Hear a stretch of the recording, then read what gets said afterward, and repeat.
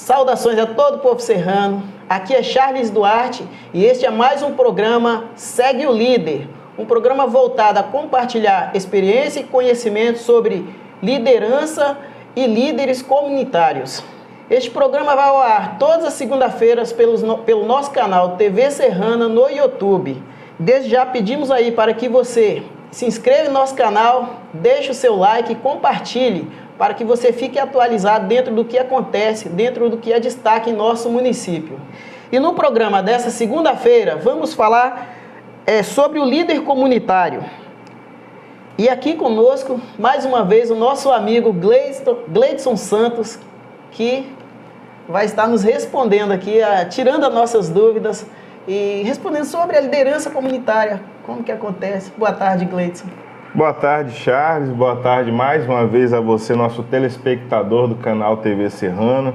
Esse programa, aqui idealizado pelo Charles, a gente, nossa produção, para poder levar maiores informações para quem quer ser líder comunitário, uma liderança na comunidade, quem não quer ser, mas quer saber como funciona. E muito bom estar aqui, com vocês mais uma vez. Pois não, Gleidson, o que uma pessoa tem que fazer para se tornar líder comunitário? Charles, boa pergunta, muitas pessoas vendo, se indignando por algumas coisas na comunidade. Geralmente essa liderança ela nasce de uma revolta ou ela nasce mesmo de um talento, um talento natural. Por exemplo, você mora em uma comunidade e você é um cara que não consegue vaga, no seu bairro não tem escola, por exemplo, e você se indigna pelo seu bairro não ter escola. Seu filho tem que sair do seu bairro para ir para o bairro mais próximo por causa de não ter vaga. Às vezes você é um comerciante, aquele bairro não tem asfalto, e aí todo dia você tem que estar limpando poeira no seu estabelecimento. Enfim, ou você é um comerciante, está sempre sofrendo algum assalto, não se sente representado e aquilo desperta um sentimento de revolta. Às vezes você é ligado a alguma igreja, eu falo muito nisso aqui, como pastor, como obreiro, padre, alguma coisa assim, e você vê as causas sociais sem assistência, e aquilo desperta também uma revolta dentro de você. Então, esse primeiro momento que eu falei, que desperta aqui a revolta, faz a pessoa pensar o seguinte: ninguém faz nada pela nossa comunidade, eu vou lutar para fazer. E aí você já é um cara que tem amigos, porque eu acho que depois a gente pode fazer um programa especial para falar como que funciona a questão do montar chapa, que não é fácil quanto parece. E aí eu convidaria até alguém da FAMES para poder endossar o nosso programa. E aí você convida esses amigos, encontra outras pessoas com esse mesmo sentimento de revolta, para poder montar uma chapa para disputar a liderança comunitária. Você falando aí, Gleidson, sobre talento e revolta. Eu venho de uma longa caminhada, já passei por muitos bairros, onde eu já morei. E muitas vezes quem administra o bairro, quem vê melhorias, é a própria população que mora ali. Talvez não tenha aquele que se revolta, aqueles que se revoltam. E também aquele que tem talento, ele não tem um endossamento da comunidade.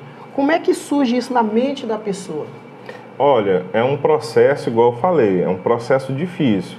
Porque às vezes você é um candidato ideal para aquela comunidade, os seus sentimentos são puros, você tem projeto, você tem planejamento, mas se você tiver tudo isso e não tiver o voto da população para poder te eleger, te delegar como representante, não vai valer de muita coisa. Então, além de ter projeto, de estar bem intencionado, é preciso também ter habilidade para convencer a comunidade sobre isso.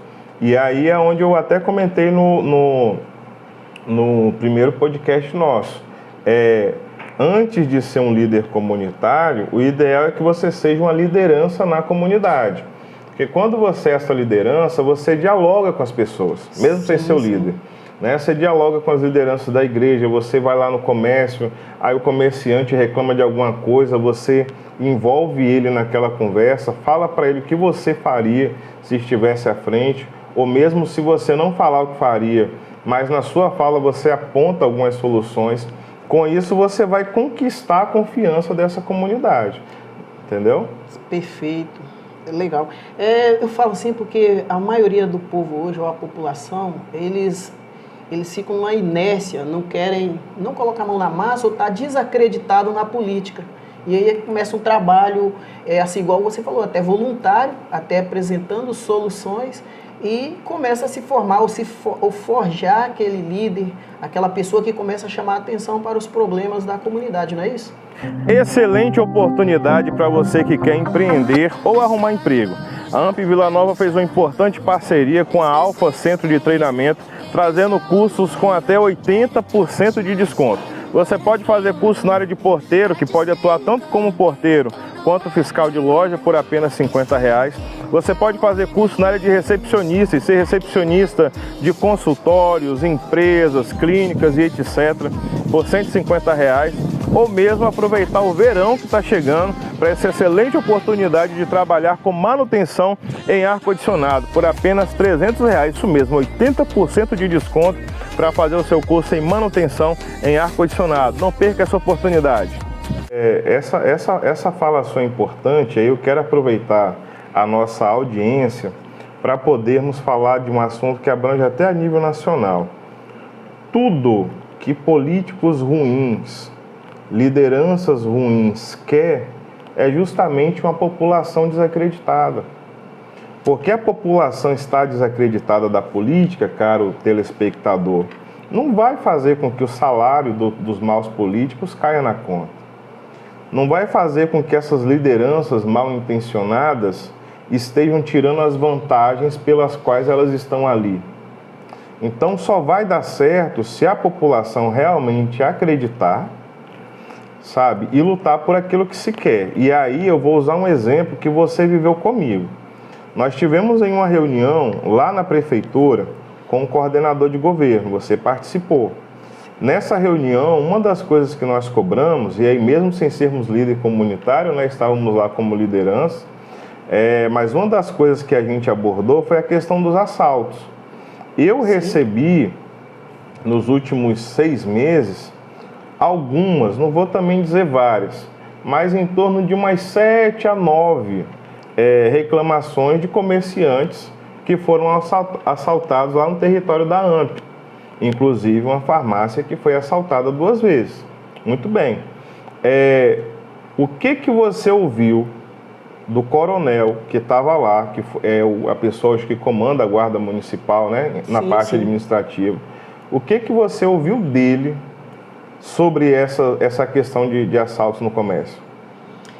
Realmente ele tem todos os dados do assalto, de violência, mas que é preciso que a população, o comércio, ou pessoas façam o registro, façam a denúncia ou notifique para que eles gerem. Na verdade, ele falou isso e o que mais me entristeceu na fala dele, não tinha um único registro de queixa por parte desses comerciantes. Isso. Aí, realmente. O que eu ouço do comércio local? Da queixa para quê? Não resolve? É igual a pessoa que sofre assalto no ponto de ônibus. Dificilmente alguém que teve seu celular roubado no ponto de ônibus dá queixa. Dá queixa para quê? Não vai pegar o ladrão, não vai recuperar o meu celular. Só que aí naquele gráfico que ele mostrou para nós, Parque Residencial Laranjeiras, o gráfico estava lá em cima. Naturalmente, você que está nos ouvindo, e isso eu não ouvi do policial, porque a polícia, falou isso porque a polícia. Não, o próprio coordenador de governo. Ele fala, olha, se eu tenho um gráfico aqui de um bairro que não tem registro de queixa, não tem registro de ocorrência, enquanto eu tenho esse bairro aqui que tem esse gráfico vermelho lá em cima, você acha que eu vou colocar as viaturas aonde? Exatamente. Aonde eu tenho documentado que está precisando mais. Talvez o bairro mais violento está necessitando de viatura, necessitando de material, de pessoal, de logística, e não manda porque não tem dados da violência. Porque não tem dados da violência. E eu, embora seja comunidade até o fim, mas no fundo eu acabo entendendo. Porque, veja bem, imagina só, o sistema ele trabalha com gráficos, né, como as grandes empresas. Se um coordenador de governo, um secretário de segurança, coloca um monte de viatura lá na minha comunidade periférica, não tendo registro, não tendo nada, ele vai colocar por uma fala minha e dos comerciantes. Enquanto que no outro bairro, que é Parque Residencial Laranjeiras ali, né, tem um gráfico lá em cima, no vermelho de histórico, o próprio Ministério Público, a própria Justiça, pode entrar com alguma situação com o poder público para questionar, vem cá, mas, não, porque o líder lá falou que lá está tendo assalto, mas cadê os registros disso daí? Então, nós na comunidade, eu mesmo já questionei. Você vai em Laranjeiras, aquele monte de viatura, quem de nós não questiona? Então aqui, por ser área nobre, comerciantes, cheio de polícia, enquanto na minha comunidade, né, é difícil você ver uma viatura. Mas aí quando você vai ver, a gente se esbarra nisso. Então, eu peguei esse exemplo para a gente falar da sua pergunta, e voltando para a pergunta para não perder o foco. Então, a comunidade ela tem que entender isso, que você deixar de falar, você deixar de protagonizar, só traz prejuízo. Tradição, qualidade e preço, isso mesmo, Recanto Neuma Pizzaria e Burgueria. A queridinha da grande Felrosa, Vila Nova de Colares e toda a região, tem os seus melhores burgers, pizza e a famosa pizza metro. Não perca, confira. Na parte da pessoa com relação a talento para disputar essa liderança comunitária, é aquele que, por exemplo, já cresce vendo o pai em algum tipo de liderança. O pai já foi líder comunitário, ou o pai é um vereador, ou o pai é uma pessoa influente, e essa pessoa, ela entra nisso já pela habilidade, né?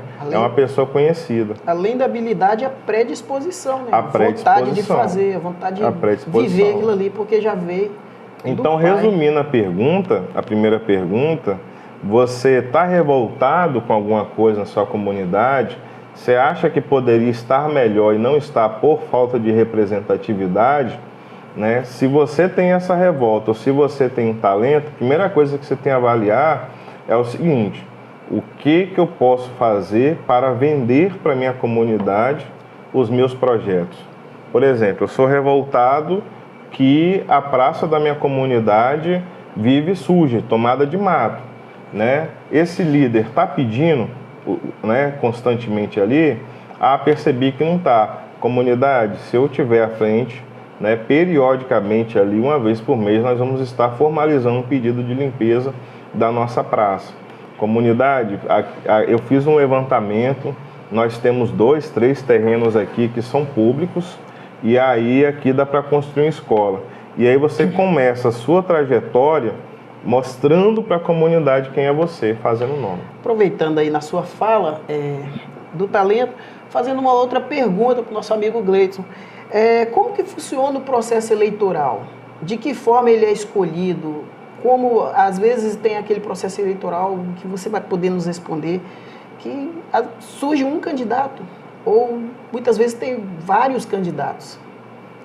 E aí tem alguns apelidos, né? WO, aclamação, acontece de uma comunidade não ter ninguém e aí formar chapa única, né?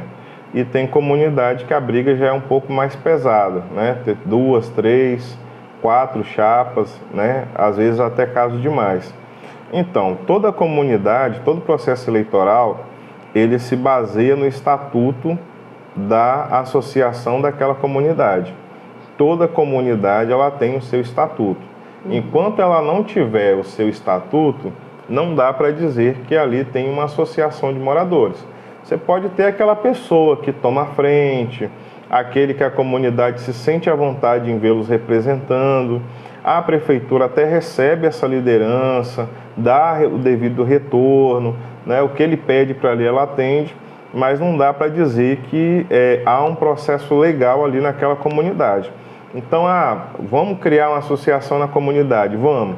Procura a FAMES, né, a Federação das Associações, faz um processo eleitoral onde ela dá toda a orientação, né, tem que ser lançado ali um edital, você tem que dar publicidade a esse edital, que é colar, né, o chamamento em locais públicos, né, de visibilidade do povo, usando também rede social. Você tem a assembleia para formação da comissão eleitoral, tudo isso assistido pela FAMES. Depois da formação dessa comissão, é definido ali as regras do jogo, se vai poder ter carro de som, se vai poder ter camisa ou não, se comprovante de residência no nome do dono da casa, no caso de quem mora de aluguel, serve para essa pessoa votar, às vezes não serve. É uma dificuldade muito grande que nós temos, Charles. Por exemplo, vamos dizer que na sua casa tá lá uns primos lá que moram com você. Tem processo eleitoral que eles só aceitam o comprovante no seu nome e de pessoas que têm o seu sobrenome ali pelo meio para poder votar. Né? Eles não aceitam você chegar lá, não, esse aqui é meu primo, Mas esse aqui... interessante, nem eu sabia disso. Pois é, tem essa questão aí.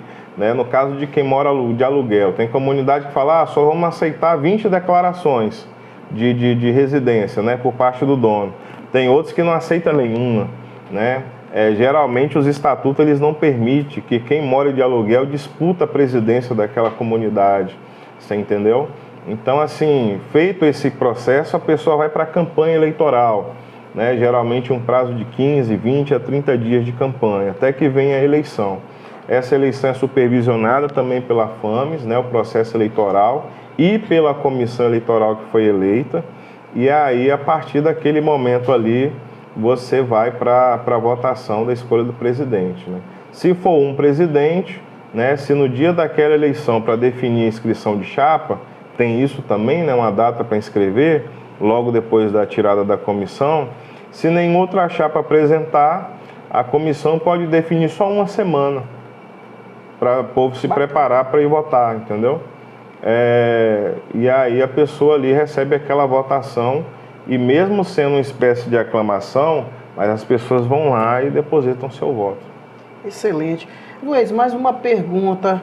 Quais os passos que o líder deve tomar para após assumir seu mandato? Ali ele foi eleito, ele passou por um processo, e ele está no início de trabalho. Às vezes é aquele líder que foi eleito e realmente eu vou dizer assim, seria o primeiro mandato dele, ele não tem experiência e ele vai...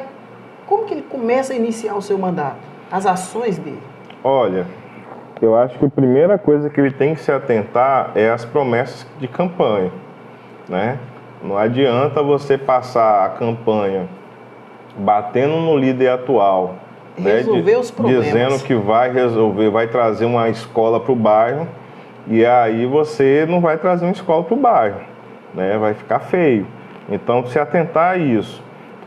Um líder dedicado também ele vai pedir ajuda. Por exemplo, hoje eu dou muitas mentorias para outras lideranças. Né? Eu fui presidente de uma comunidade aí com cerca de 20 mil habitantes, com todos os desafios até a nível de uma cidade. Né? Lá tem valão, nós temos moradores abaixo da linha da pobreza, né? Vivendo ali na extrema pobreza, em beira de vala, próximo a esgoto que é descartado ali, né? Problemas sociais de diversas situações, questões de violência cultural. Então, assim, é comum muita liderança. Gleides, como é que por aqui, vai por aqui? Então, pedir ajuda também não é feio. Olha, eu ganhei a eleição, como é que eu faço agora? Então, acho que o primeiro passo aí é ver quem realmente daquela diretoria está disposto a trabalhar. É comum você montar uma chapa e daquela chapa, às vezes, só o presidente trabalha. Nossa. Alguns diretores vão se afastando porque tem a correria do dia a dia, por isso ou por aquilo. Porque vale lembrar, e aí eu quero aproveitar a audiência para dizer, líder comunitário não tem salário. Diretores de associação de moradores não têm salário.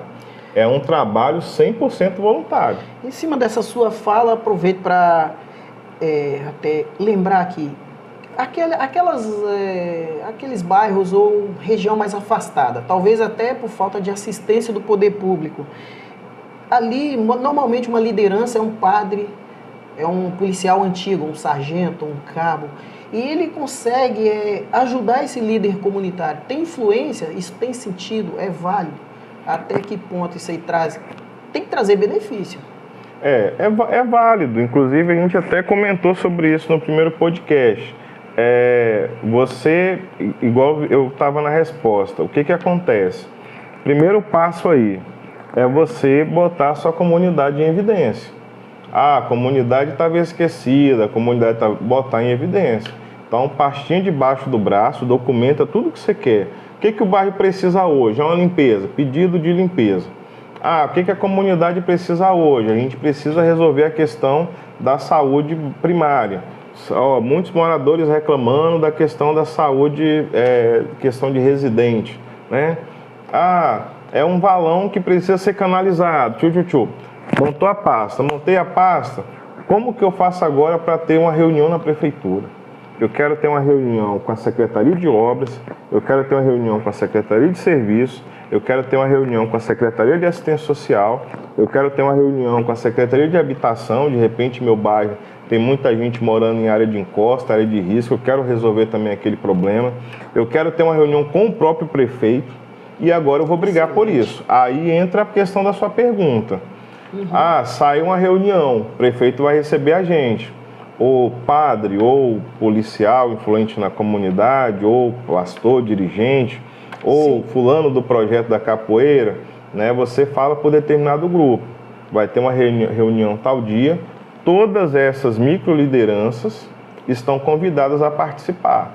Então, quando você chega para uma reunião com o poder público, para falar pela sua comunidade, você chega com essas lideranças, o impacto é estrutural. Excelente. É estrutural, né? Então, é procurar mesmo brigar pela sua comunidade. Na primeira reunião não vai resolver tudo, já tem que sair de lá com a segunda engatilhada, sabe?